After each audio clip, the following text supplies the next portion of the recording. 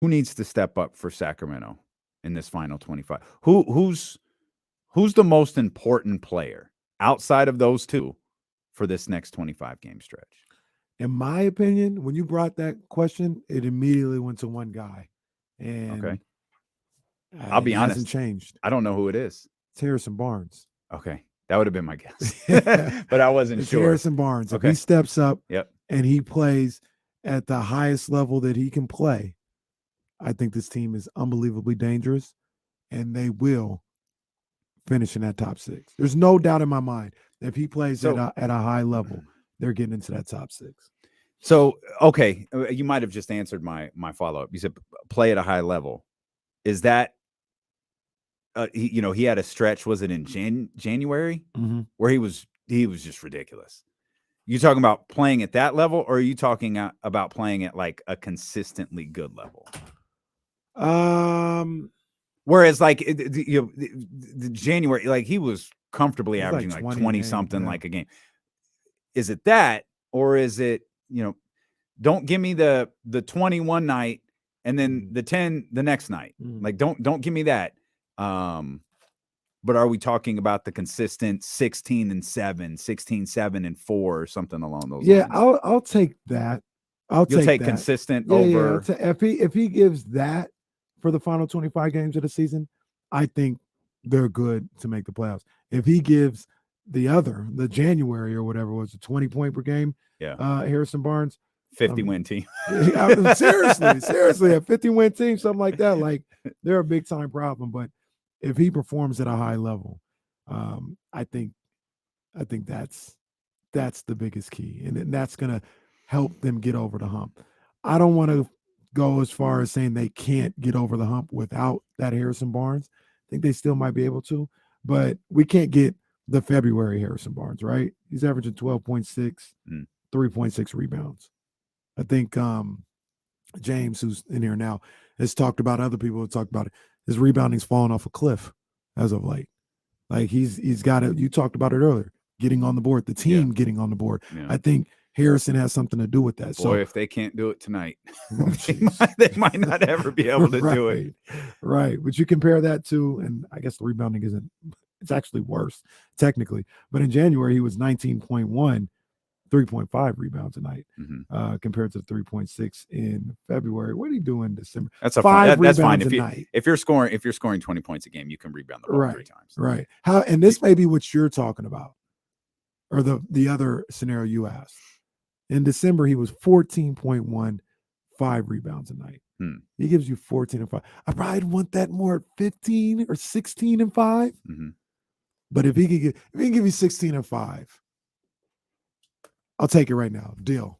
We don't even need to open it. Deal or No Deal is back. Oh, we got to get the theme music for this. Deal or No Deal is back as we welcome in 1320 Kings insider and creator of the Kings Beat, James Ham, here on KIFM West Sacramento 98.5 FM KRXQ HD2 Sacramento, ESPN 1320.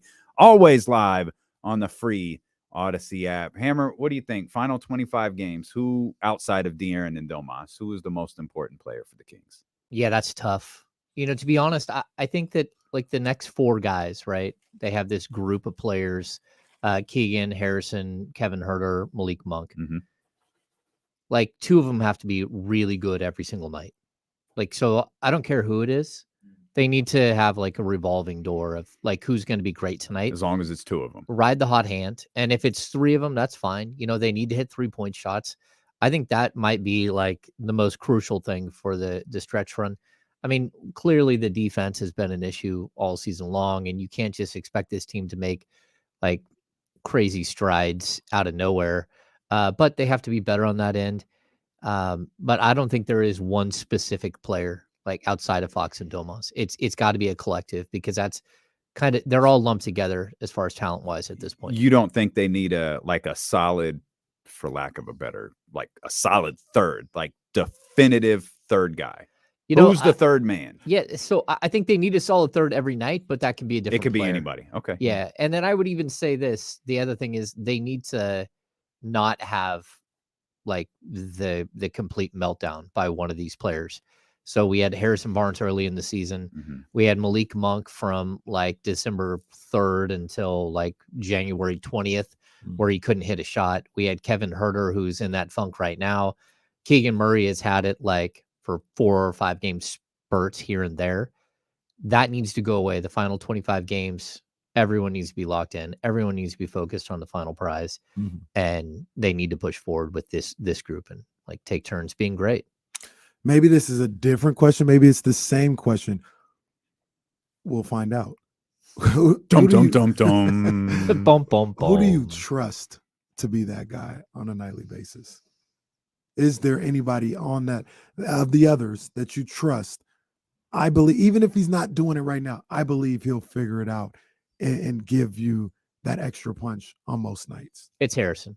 Like you remember, this is the same discussion we had before the season started, right? Who's going to be the third leading scorer? And I think that like it could have been one of any one of these guys, right? These 4 guys. But Harrison was the odds-on favorite to be that guy because he's been that guy repeatedly throughout his career. And I think he's the guy who's the most capable of showing up each and every night and giving you something consistently. His body knows what it feels like to be that guy every single night.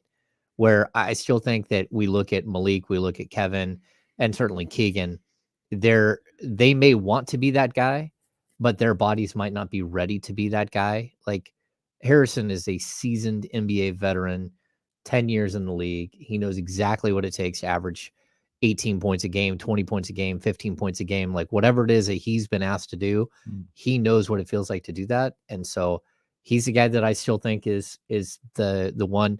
Like, but does that mean he's the most important? I don't know. Like if Malik Monk can be who Monk was early in the season and who we've seen over the last like 5 games, he can be a huge difference maker. But if Keegan Murray can keep shooting the ball at 45%, he can from 3, he can be a huge difference maker.